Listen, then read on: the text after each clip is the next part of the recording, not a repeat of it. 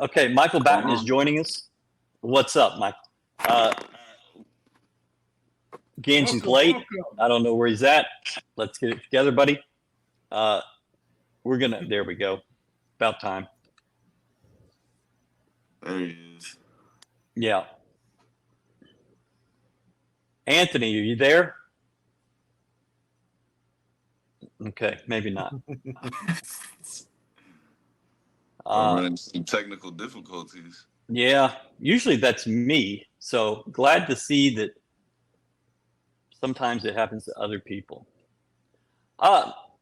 He's got to make a cool entrance, like he just- WWE style. Yeah, maybe.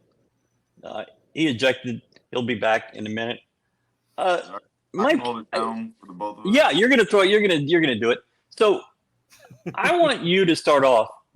Give us like a 1-minute summary of your story of how you went from Seven Lakes to U of H, circling half the globe. All right, yeah, I'll try to do it in a minute. Might prove difficult, but Yeah, just coming to out name of the Seven- schools. Yeah, coming out of Seven Lakes, I just wasn't recruited that well. I'm not really sure why. Could have been a few reasons. I just maybe wasn't your stereotypical quarterback. We didn't have much team success until my senior year, and by then, a lot of my interest was already kind of out the way. So the best opportunity I had came, I want to say, in April. And it was a walk on to University of Louisiana Lafayette. They asked me if I wanted to play receiver or safety, and I felt like I'd just stay on the offensive side of the ball. So I committed. I enjoyed my visit, but after just a couple weeks of being up there, I just felt like I had a different calling, and I decided to walk away.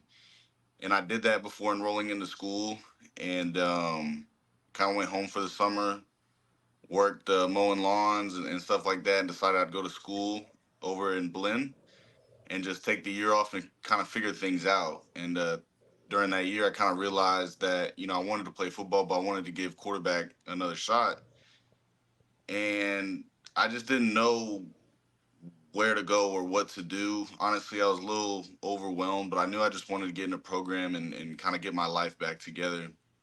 And so I had the opportunity to go to HBU because I had a friend that was transferring there from Texas Tech, and he told me, he'd put in a good word with the coach, and it was close to home, and it just made sense for the time. And it was a lot of quick decisions, but we made that decision, went there. That was during the COVID year. Unfortunately, I didn't really find much success there. I was kind of jumping around rooms, receiver, quarterback.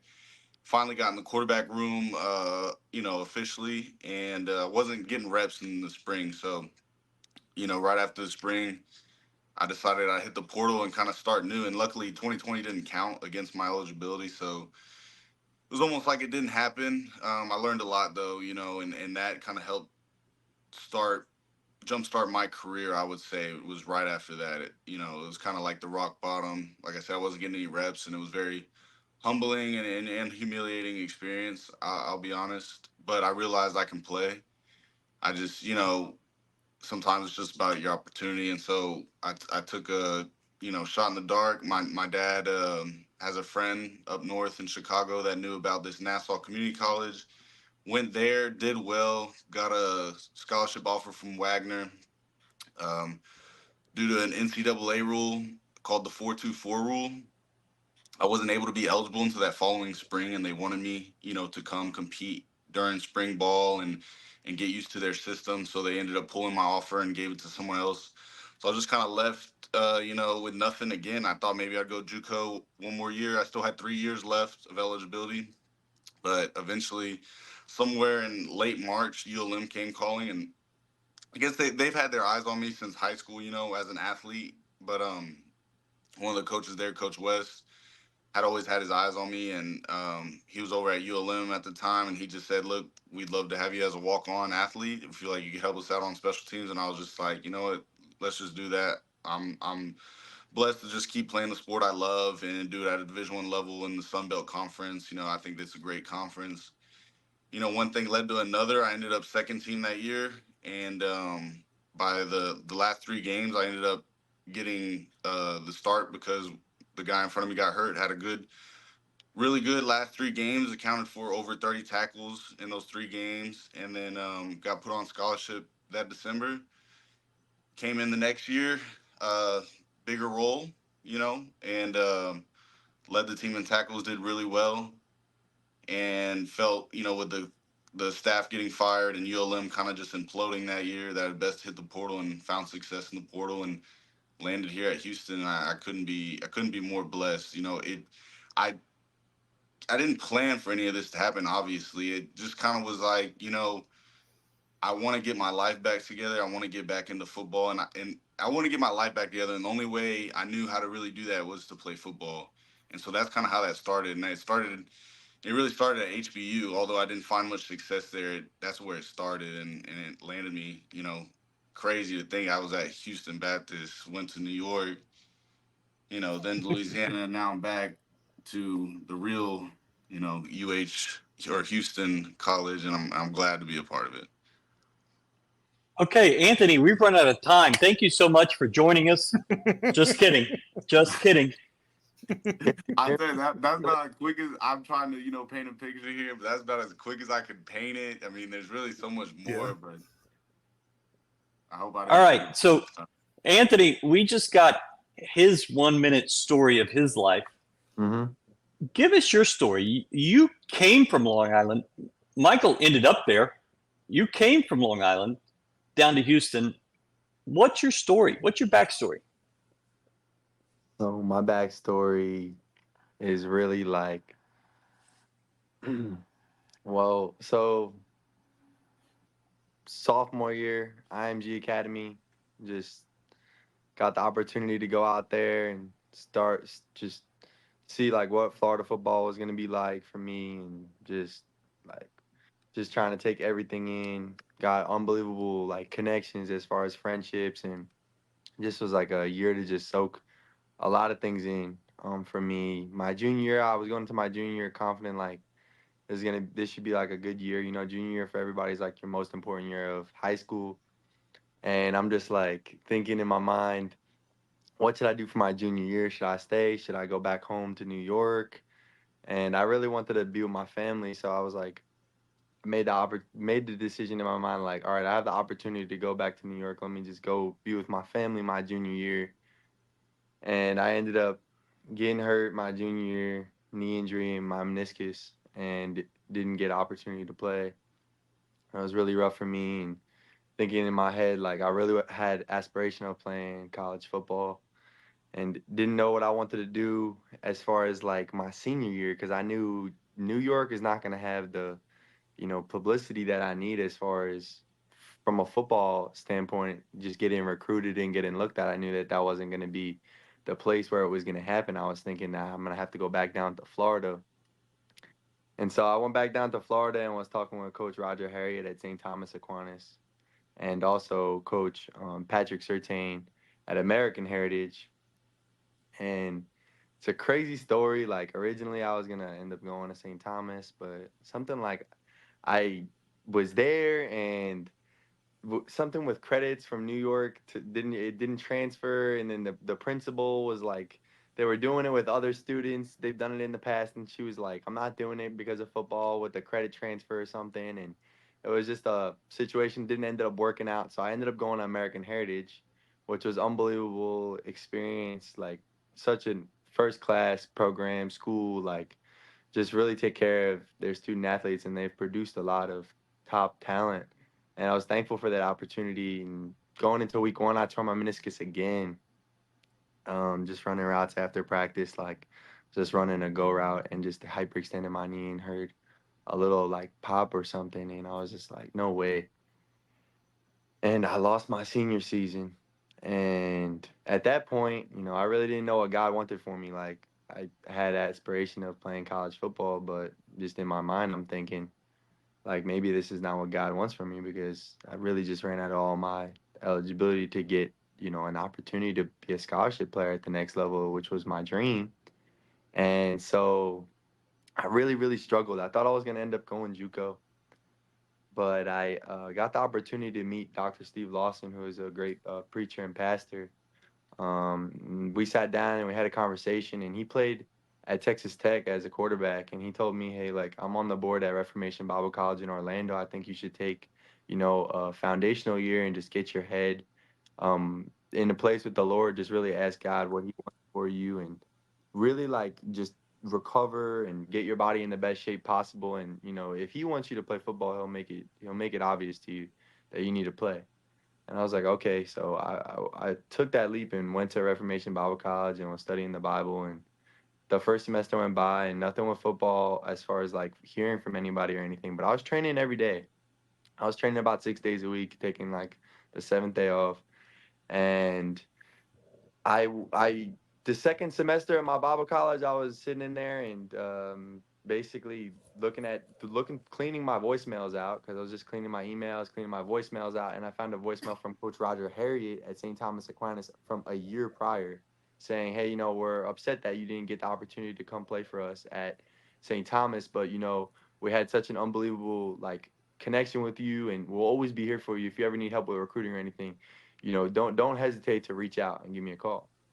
So the second semester of Bible college, I was like, oh, I'm gonna give him a ring. So I gave him a ring, and he was like, "You still want to play?" I was like, "I really do." And so he had me do some workouts, and just we talked, and I sent him everything that he wanted me to send him. And after like 3 weeks, 4 weeks, I got a call from Coach Eddie Gran at University of Kentucky, and he told me that he believes that I have the ability to play, and he was like, really close with Coach Roger Harriet, and he was thankful. He was like, I think it would be unbelievable if you came here, and he gave me the opportunity. He took a shot on me and gave me a preferred walk on, and I was really still like, even after that, I was so thankful. I was so taken back. I was like, no way, from Bible college. Like, how would this even happen? This is definitely the Lord. I wasn't sure if I was gonna stay at the Bible college or go even, because things were really good for me there. Like my head space, everything was good. I ended up taking the shot, going to Kentucky after a semester, after a season. I was there. It was good, but it just Coach Eddie Grant had gotten fired from the OC spot, and I don't know. I just ended up thinking that was the best decision for me at the time to enter into the portal and going back to Florida. And I just trained that whole semester and God got the opportunity. I got the opportunity to play. God gave me the opportunity to practice that whole spring with a bunch of players that were in the NFL, like Jarvis Landry, Singletary, these guys that were in the league. And I was just practicing with them every day, like they were doing their NFL offseason. And I just wasn't on a team. And the portal was a mess because of COVID. And there was a lot of scholarship players that were in the portal, and people weren't getting taken because the problem is everybody got an extra year of eligibility, so people really didn't have roster spots. So it was a really sticky spot to be in the portal, and so it wasn't gonna look good. It wasn't looking good.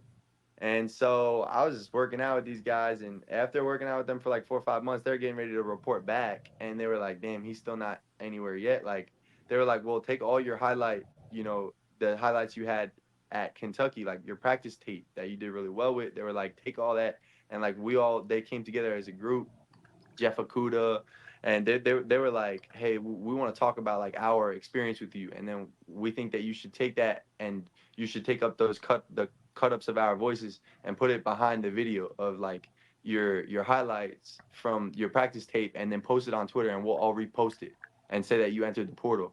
And so I did it, and they did it, and it got like 150,000 views in like a day. And then from there, like Dikil Shorts reached out to me about an opportunity to come out to Houston, and it was back and forth, back and forth, back and forth. And my friend Ruben Unije played tackle here. He convinced them. They were like, "All right, we'll work them out at 6 o'clock in the morning."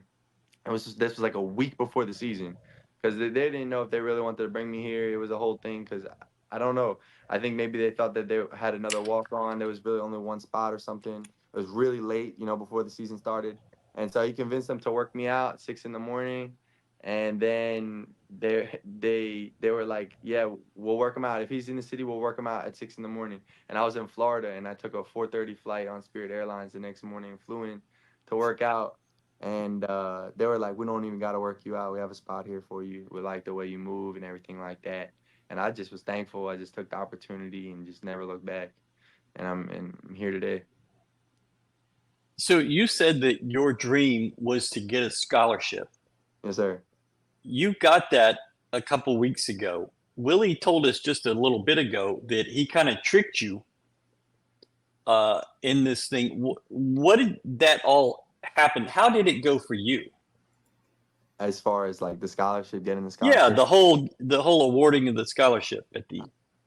I think it was like so just surreal. I would say it's so surreal. Like I got the opportunity, so it was like earlier in that day, that same day, I got a call from Kelly, and he was just say, wanted to invite you out to Let's Talk Football tonight, and I was like, okay, like it sounds great. I'll be there, and I got the opportunity to go there, and obviously, like I knew, like I was the only walk on that got invited to go to that event.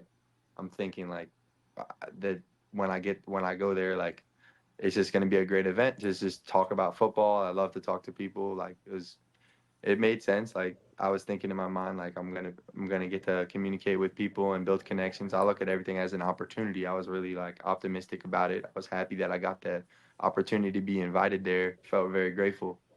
Um, and I was there, and he just did. He was introducing the staff, the O staff, the D staff, and he introduced the offense, and he called us up there, and he introduced everybody's name but mine. And then I was kind of sitting there like I was just. He said, "Did he forget anybody?" And people were like, "He forgot Gangi," and I'm just sitting here like, I guess he forgot my name or something. And he's like, he's like, "Come on up here," and I'm like, "Why is he calling me up here right now?" So I'm trying to figure.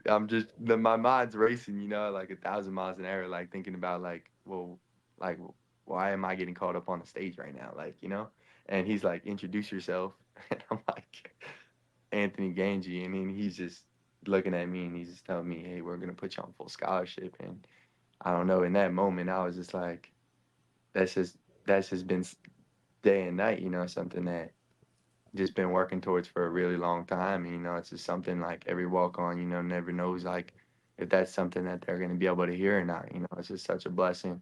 I'm so thankful, So it was just a crazy experience, like just very surreal. It was just, I don't know how to explain it. Like, it's just really hard to put into words. It's really thankful. That's cool. It's awesome to hear. Y'all were both walk-ons. You both are on scholarship now. Michael, you're on scholarship, right? Yes, sir. Okay, so you're both on scholarship now. Batten, I asked a lot of defensive players a few weeks ago to give me somebody that's under the radar, and a lot of them pointed to you. And they said he's athletic, he's strong, he's fast. Somebody called you a genius on the field, instinctive. You make good, distinct decisions.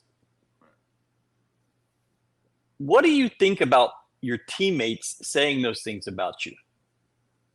Well, of course, I'm very thankful for them, and shout out for them, the ones that said that and see that in me. And I think it's just a testament to the hard work that I put in and how I go about things. When I came in here, I want to be a leader, but I'm not necessarily the type to come in loud and just trying to make my way through my voice. I tell myself I'm gonna do it through action, and I'm gonna show them every day that I know what I'm doing, whether that be in the playbook, in the weight room, and me, athletically. I want to show I'm the most athletic. Well, I want to push myself to that limit and show that I can be one of the most athletic on the team. I want to show I can be one of the smartest on the team, and I want to show that I can be a great football player. And I think you know all that work I put in to make that happen behind the scenes is just beginning to show on the football field. And I think it's just a testament to the work I put in, and I'm glad it's finally starting to show. And like you said, I am under the radar a bit, and but I like it that way. I love the underdog story, and it makes sense. I'm under the radar. I came out of nowhere as a quarterback. Now I'm a linebacker, and so hopefully, I can change that this year. Cool. How does one go from quarterback to linebacker? They say, "Hey, you're a linebacker now." Is I think how it Well, goes. I mean, it just it. You know, you were talking earlier that that people were going to look at you at receiver or defensive back. Those are natural progressions, but you don't hear about many quarterbacks that transition to linebacker.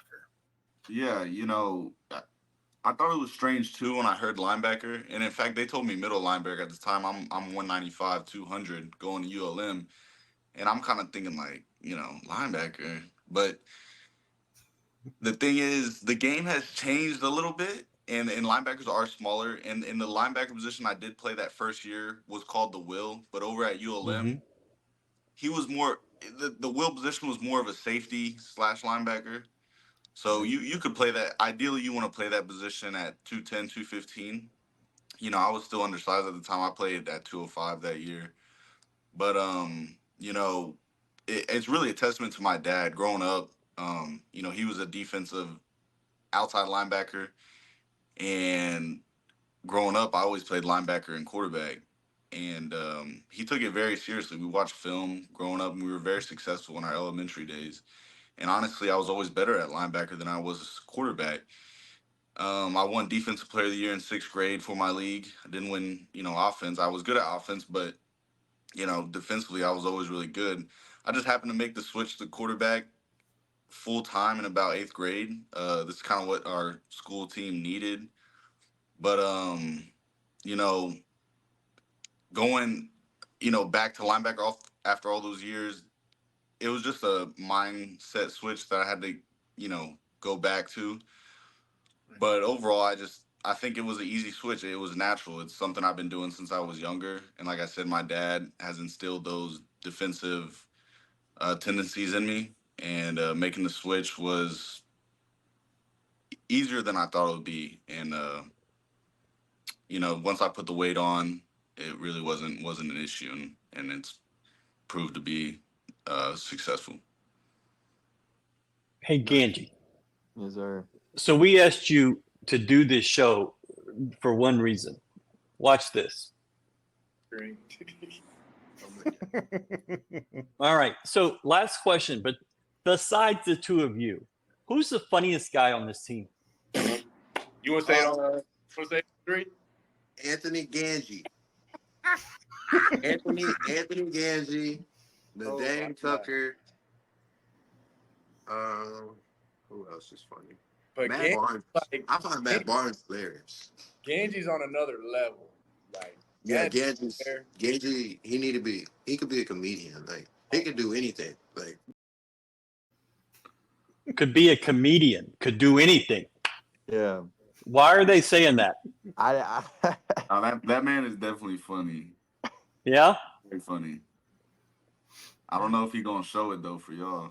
Yeah, you're not showing it much, but really I'm waiting. What it is just like I just play off situations, I think we laugh, I like to have fun. I think like it's important to have fun. I think it's important to be focused and you'll burn yourself out, if you're monotonous about so uptight, so super like serious about every little thing. I like to have fun, like laugh, not when people think have fun, people think about a lot of things like have fun. No, I'm thinking like have fun, like we're gonna laugh, like we're gonna have a good time, walk in the locker room. If I see somebody drooling on themselves, like I'm gonna let you know, like the whole locker room probably gonna hear that, you're drooling on yourself. I'm gonna be like, I'll be like, if you're sleeping on yourself, you're gonna know, like we have fun, man. We just mess around, I just play around. Like I was coming in, all my hair was all messed up. I was struggling, and our coach, our wide receiver coach, we were talking about, like if you get a haircut in fall camp, like you're not to be trusted. And so we had like some teammates Wait. get a haircut in fall camp. Like, what are we doing, man? We're out here, we're grinding for fall camp, and you're out here, you have other priorities besides football that are pulling you away, and so you need to get a haircut, get cleaned up. Like, so you're not as bought in as us, so we're breaking each other's chops, and we just constantly, we constantly have fun, and it's just a great atmosphere to be in. This team is just so amazing, man. Out of all the teams that I've been a part of, this team is this team is something special. As far as just like, well, I mean, we're one, man. Like I don't see a lot of jealousy. I don't see a lot of envy. I don't see a lot of, it's just it's a family vibe, and it's awesome. And we have a good time. We joke around, and so I have a lot of fun with these guys. We have a lot of fun together, with York and Manjack and Burns and Jet, and I mean, we mess around. We just have fun. Like it's hard to say. The more you're around, you'll see. I'm not gonna just make things up, but as they come, you'll see. We have fun. No doubt. No doubt. Michael, I want to ask you about a couple of guys. Give me just some kind of short answers. Some What buzzwords. did what did defensive players think about Anthony Gangi? Man, definitely outgoing. His personalities. I mean, we all kind of feel like his personality is just contagious. He brings a smile just around the room, and Ganji has himself a few phrases that he should trademark, but I don't know if I should really say them out loud. Okay. But everybody knows it, and just very outgoing, and brightens the mood, and brightens the day, and that's very important to have in the locker room. And I feel like he brings people together, because you got offense versus defense, and there can be a lot of stuff built up between the two, but he's kind of like a gateway between the offense and defense. He's friends with everyone on both sides, and he kind of brings us all together, and I really appreciate that, and gotten a lot closer with him, in these short 6 months, and he brings. I feel like he brings people to God, and I think that's very important too, and brings faith, and it's got me closer to God as well. Okay. What about on the field? Quick, sneaky, disrespectful. Uh, he got the hands. Just the overall, you know, pretty destructive player with the ball in his hands, and I mean he's mudded some people on some routes in one-on-ones, and I'm surprised they don't have videos of this. But I mean, even in the spring game, you know, poor Chris Davis, but he kind of mudded his situation up a little bit. I mean, it wouldn't have mattered who it was. It just happened to be Chris that day. And he's continued to do that through fall camp. He's a precise route runner. Everyone knows that, and he's got good hands. And those are two most important things receivers need. Okay. Tell me about Jamal Morris, both the person and his game. Well, as a person, Jamal is just a person you look up to. He's almost like a father figure, even though we're about the same age, but he's just very mature, and he handles things very calmly, and he's very serene, and just overall just someone that you feel like you can lean on, and you can go to war with. And as a player, I mean, people call me a genius. A lot of times I'm looking to Jamal for help too when I'm out there. So I would say when it comes to the mind, I think me and him are up there in the same level. He knows what he's doing. He's in the playbook, and he's a smart football player too. He's played safety, and he's got that experience. He's been at Oklahoma, and now he's at Houston. So I think as a player, he's very experienced, very intelligent, and is always going to be in the right spot. And he's obviously going to give his all. And he's another great leader for our defense for sure. I'm very excited to play alongside him, and I love him like my brother. Ganji, tell me about Batton, the player. Yeah, Mike. First off, I want to say I appreciate you, man. That's means a lot to me because I respect you. I respect you highly as a player and as a man too. So it means a lot to me that you spoke to me like that, man. I really appreciate it. I think Mike is a really smart player. Like I think there's a lot of people out here that are athletic. There's a lot of people that can move, but between the ears, Mike's smart. He makes up for when other people won't make a mistake. He makes up for it. He's quick. He thinks quick. His communication skills, when I'm on the field with him, just I can hear him communicating while I'm running my route. I can hear him communicating. If he's gonna pick me up and I'm in the slide and he's gonna pick me up, he's letting them know that he's gonna pick me up. And he plays the game really smart. He plays the game fast. He's physical. Yeah, he's really everything that you would want in a linebacker. He's really gritty. Like, he has a chip on his shoulder. Definitely not complacent. He goes hard every single day, and I mean he's consistent with it. He doesn't just like show up, every other day or every now and then. Mike shows up and he works, and we all really have a high level of respect for Mike, and even in a very short period of time, he's earned a high level of respect from his teammates, not just me. Thank you, bro. Absolutely, man. Who's your favorite receiver to watch? Like, just in general? Sure. I mean, who do you pay attention to? Who do you like watching? Oh, I mean, I've been watching Julian Edelman and Wes Welker like crazy. I'm sorry, your teammates. Sorry, your teammates. My teammates, who do I like to watch? I love Makai's game. I love Makai's game. From the way he thinks about routes to the way he can break defenses down, the way he moves and makes adjustments on the fly. Like, I love the way Makai plays the game. I love the way Manjack plays the game. Manjack plays the game fast. He's always playing fast. Manjack plays the game amazing. I like the way Boog plays the game. I watch all the guys. I watch all the guys in the room. I watch them all. They all have different strengths. Then everybody has different strengths than others, just based on size. Some a little taller. You have more top end. A little shorter. A little bit more explosive in and out of routes. Kind of just pick up from each.